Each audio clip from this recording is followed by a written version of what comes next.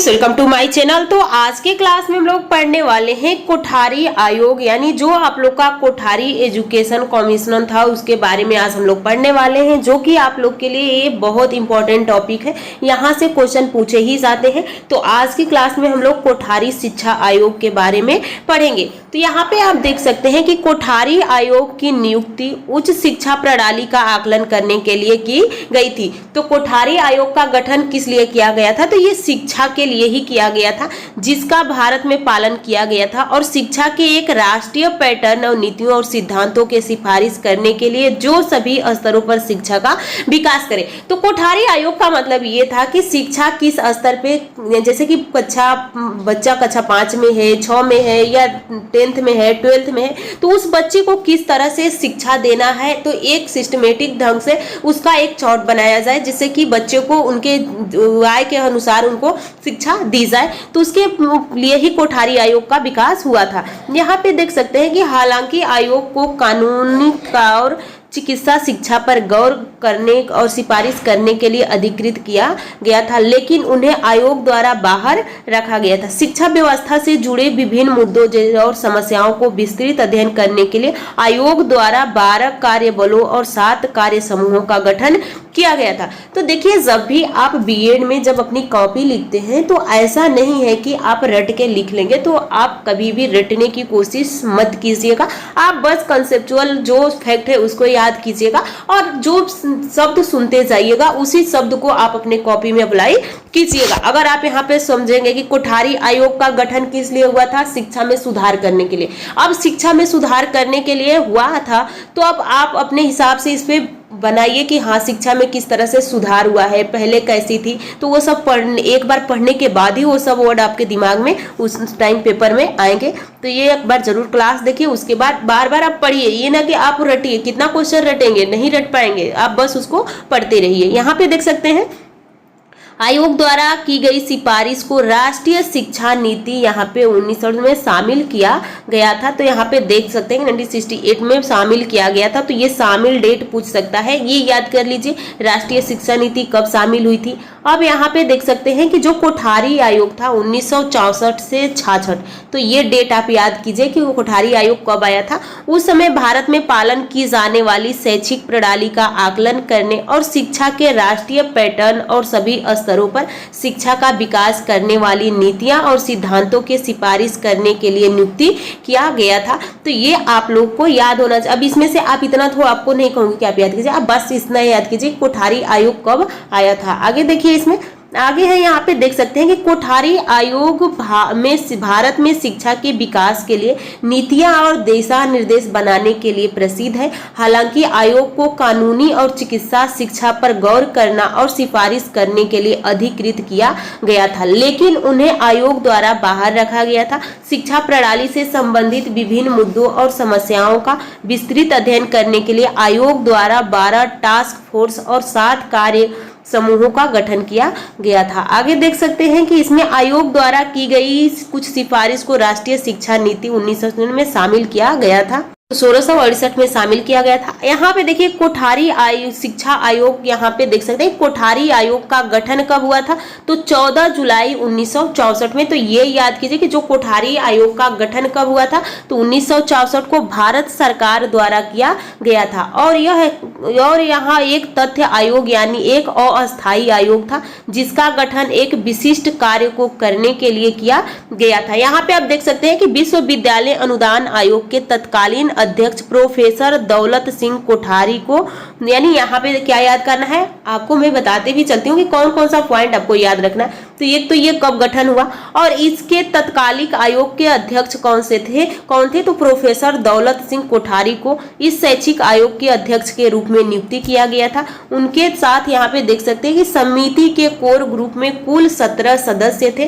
तो यहाँ पे इस पैराग्राफ से आपको 3 फैक्ट मिला, कब उसका गठन हुआ, किसको अध्यक्ष बनाया गया था और कितने सदस्य थे। तो टोटल सदस्य कितने थे, 17 सदस्य उसमें थे। आगे देखिए, अगला है कोठारी आयोग का एक परामर्श पैनल था जिसमें दुनिया भर के शिक्षा क्षेत्र के 20 विशेषज्ञ शामिल थे। उन्हें यह बेहतर शिक्षा प्रणाली तैयार करने के लिए आयोग की सहायता की।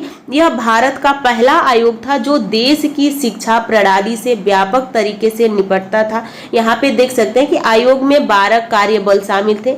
यहाँ पे देखिए, यहाँ पे देख सकते हैं कि स्कूल शिक्षा, उच्च शिक्षा, उसके बाद तकनीकी शिक्षा, कृषि शिक्षा, प्रौढ़ शिक्षा, विज्ञान शिक्षा और यहाँ पे अनुसंधान, शिक्षक प्रशिक्षण और शिक्षक की स्थिति, छात्र कल्याण, नई तकनीकी और तरीके, जनशक्ति, शैक्षिक प्रशासन और शैक्षिक वित्तियाँ इसमें शामिल थी। आगे देख सकते हैं कि टास्क फोर्स के अलावा इसमें महिला शिक्षा पर 7 कार्य समूह भी थे। पिछड़े वर्गों की शिक्षा, स्कूल भवन, स्कूल सामुदायिक संबंध, सांख्यिकी, पूर्व प्राथमिक शिक्षा और स्कूल पाठ्यक्रम थे। यहाँ पे देखिए, कोठारी आयोग ने अपने रिपोर्ट 29 जून 1966 को तत्कालीन शिक्षा मंत्री MC चंगला को सौंपी। रिपोर्ट में 4 सेक्शन हैं जिनमें 19 अध्याय हैं।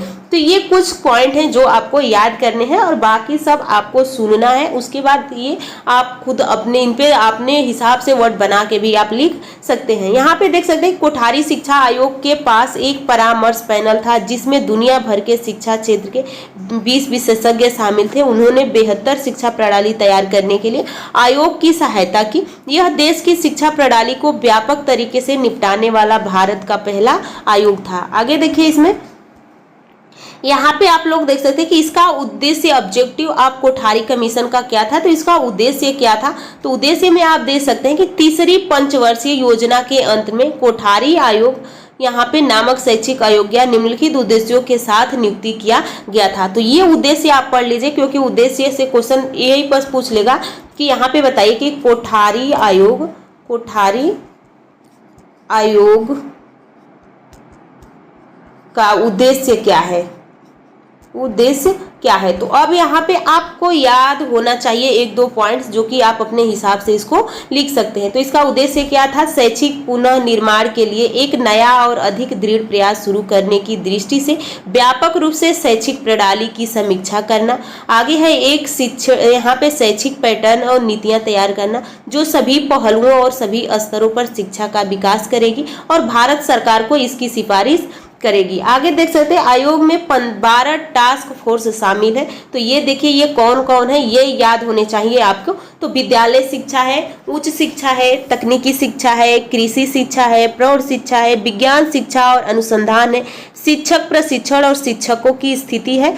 आगे देख सकते हैं छात्र कल्याण, यहाँ पे देखिए छात्र कल्याण है, नई तकनीकी और तरीके हैं, जनशक्ति है और शैक्षिक प्रशासन और शिक्षा है। और यहाँ पे देख सकते हैं शैक्षिक वित्तियाँ है। टास्क फोर्स के अतिरिक्त इसमें 7 कार्य समूह भी थे। तो यहाँ पे पूछ सकता है कि जो कोठारी आयोग था उसके 12 के बाद जो 7 थे वो कौन कौन थे। तो यहाँ पे जो 7 टास्क है, महिला शिक्षा है, पिछड़े वर्ग की शिक्षा है, स्कूल भवन है, स्कूल सामुदायिक संबंध है, सांख्यिकी है, यहाँ पे पूर्व प्राथमिक शिक्षा और स्कूल पाठ्यक्रम है। आगे देख सकते हैं इसमें कोठारी आयोग की आवश्यकता 1964 यानी 64 से 66 में। तो कोठारी आयोग की आवश्यकता क्यों पड़ी, तो यहाँ पे देख सकते हैं कि कोठारी शिक्षा आयोग को 2 देश यानी आयोग के देश की वर्तमान शिक्षा प्रणाली में कुछ खामियों के बाद आवश्यक महसूस किया गया, जैसे कि शैक्षिक व्यवस्था में राष्ट्रीय पुनर्निर्माण के विचार का उल्लेख नहीं है, शिक्षा प्रणाली कृषि को पर्याप्त महत्व नहीं देती है, शिक्षा व्यवस्था में छात्रों की नैतिक और आध्यात्मिक मूल्यों के विकास की प्राथमिकता नहीं दी गई थी। आगे देखिए, शिक्षाविदों के हिस्से पर बहुत अधिक जोर दिया गया था और शिक्षा प्रणाली चरित्र निर्माण पर ध्यान केंद्रित नहीं करती है। आगे देख सकते हैं कि कोठारी शिक्षा आयोग के प्रमुख सिफारिश कौन कौन सी थी। तो यहाँ पे आप देखिए कोठारी आयोग द्वारा की गई कुछ प्रमुख सिफारिश पर नीचे चर्चा किया गया है, तो हम इसको देख लेते हैं एक नज़र में। तो यहाँ पे पहला है नामांकन प्रतिशत बढ़ाने के लिए इसने 6 से 14 वर्ष के आय वर्ग के बच्चों के लिए मुफ्त और अनिवार्य शिक्षा की सिफारिश की। कोठारी आयोग द्वारा यहाँ पे शैक्षिक संरचना के एक नए पैटर्न के सिफारिश की गई थी जिसे आमतौर पर 10+2+3 के रूप में जाना जाता था, लेकिन अब ये क्या हुआ है, वर्तमान में ये जो सूत्र है ये बदल चुका है। तो यहाँ पे देख सकते हैं जाना जाता था। इसके अनुसार देश में शिक्षा की संरचना इस प्रकार होनी चाहिए। तो अगर आपसे कोठारी आयोग के हिसाब से ये पूछता है तो आप 10+2+3 ही बोलेंगे। आगे देखिए प्री स्कूल क्या स्टेज क्या है, तो यहाँ शिक्षा के 1 से 3 साल तक होनी चाहिए। अगला है प्राथमिक शिक्षा का चरण, तो 7 से 8 वर्ष की प्राथमिक शिक्षा का निम्न प्राथमिक स्तर जैसे 4 या 5 वर्ष और उच्च प्राथमिक स्तर के 3 या 2 वर्ष में विभाजित किया जाता है। अगला है निम्न माध्यमिक शिक्षा चरण, तो यहाँ पे आप देखिए सामान्य शिक्षा के 3 या 2 वर्ष या व्यवसायिक शिक्षा के 1 से 2 वर्ष है। उच्च प्राथमिक शिक्षा चरण में सामान्य शिक्षा के 2 वर्ष या व्यवसायिक शिक्षा के 1 से 3 वर्ष है। आगे देखिए उच्च शिक्षा चरण क्या होता है, तो पहली डिग्री कोर्स के लिए 3 वर्ष या दूसरी या शोध डिग्री के लिए अलग अलग अवधि के कोर्स है। इसमें 2 प्रकार के माध्यमिक विद्यालयों का सुझाव दिया, एक तो उच्च विद्यालय जो 10 वर्ष का कोर्स प्रदान करता है और उच्च प्राथमिक विद्यालय जो 11th या 12th वर्ष का कोर्स प्रदान करता है। आगे आप देख सकते हैं हम लोग देख लेते हैं कि कोठारी आयोग के गुण क्या क्या थे। तो यहाँ पे आप देख सकते हैं कि आयोग के सुझाव और संस्तुतियों के आधार पर निम्नलिखित विशेषताएं हैं। कोठारी आयोग ने केंद्र में सशक्त प्रशासनिक ढांचे और प्रांतों में समान प्रशासनिक ढांचों का सुझाव देते हुए शिक्षा को एक समान संरचना प्रस्तुत की जो लोकतांत्रिक भारत के लिए उत्तम सुझाव था और इससे देश की भावी शिक्षक में समरूपता आएगी। आगे देख सकते हैं आयोग ने क्रमिक और समयबद्ध शैक्षिक नियोजन के आधार पर वर्तमान और भविष्य की मांगों के आधार पर राष्ट्रीय लक्ष्यों व उपलब्ध संसाधन के आधार पर यहाँ पे 20 वर्षों के अंतर से 6 से 14 वर्ष तक के बच्चों के लिए अनिवार्य व निःशुल्क शिक्षा योजना, माध्यमिक स्तर पर प्रवेश लेने वाले 70% सामान्य बच्चों के लिए माध्यम स्तर की शिक्षा पूर्ण करने और इनमें से भी योग्य व सक्षम बच्चों हेतु उच्च शिक्षा की व्यवस्था करने का सुझाव दिया था। यहाँ पे देख सकते हैं आयोग ने समय की मांग को देखते हुए शिक्षा के अभिनव उद्देश्य को निर्धारण किया तथा शिक्षा के उत्पादन और रोजगार परक बनाने हेतु शिक्षा को व्यवसायीकरण पर जोर दिया। आगे ये देख सकते हैं, ये आप लोग लाभ पढ़ सकते हैं। ये PDF आप लोग को JLB एकेडमी टेलीग्राम से जुड़ जाइएगा, वहां पे आपको मिल जाएगा। तो ये लाभ है बहुत। अब हम लोग थोड़ा सा देख लेते हैं कि इसका लिमिटेशंस क्या थी, यानी इसके दोष क्या है। कोई भी चीज हो तो उसका गुण भी होता है और दोष भी होता है। तो आयोग ने प्राथमिक व माध्यमिक स्तर पर शिक्षा के संगठनात्मक स्वरूप का निर्धारित करते हुए कक्षा 11th व 12th के संबंध में अस्पष्ट है। आगे देख सकते हैं सुझाव दिया, यह स्पष्ट नहीं हो सका कि पहले से प्रचलित कक्षा 12 को माध्यमिक शिक्षा में लिया जाना अथवा उसे विश्वविद्यालय शिक्षा का अंग मानना है। आयोग द्वारा प्रस्तुत शिक्षा संरचना उलझी हुई व अस्पष्ट है। यही कारण है कि अगली राष्ट्रीय शिक्षा नीति 1986 में 10+2+3 की समान शिक्षा संरचना घोषित की गई थी। आयोग द्वारा प्रस्तावित प्राथमिक और माध्यमिक शिक्षा के सुझाव भ्रमित प्रतीत होते हैं क्योंकि कहीं माध्यमिक शिक्षा के व्यवसायीकरण की बातें कही गई है तो कहीं विशिष्टीकरण की बातें उच्चतर माध्यमिक स्तर पर की गई है। कहीं माध्यमिक स्तर पर त्रिभाषा सूत्र अपनाने की बातें कही गई है तो कहीं इस स्तर पर अंग्रेजी, रूसी, फ्रेंच भाषाओं की शिक्षा की व्यवस्था की बातें कही गई है, जिसके कारण इनके सुझाव में यहाँ पे देख सकते हैं पंचमल खिचड़ी की भावना निहित प्रतीत होती है। तो ये कुछ उसके दोष थे जो कि आप पढ़ सकते हैं। यहाँ पे आप देख सकते हैं अगला है मुदालियर आयोग, तो इसको हम नेक्स्ट क्लास में देखने वाले हैं। तो आप लोग चैनल से जुड़े रहिए, आप लोग की सारी क्लासेस मिलती रहेंगी। आप लोग का पेपर डेट भी आ चुका है, जैसे कि JNCU वाले जो स्टूडेंट हैं उन लोग का पेपर डेट आ चुका है।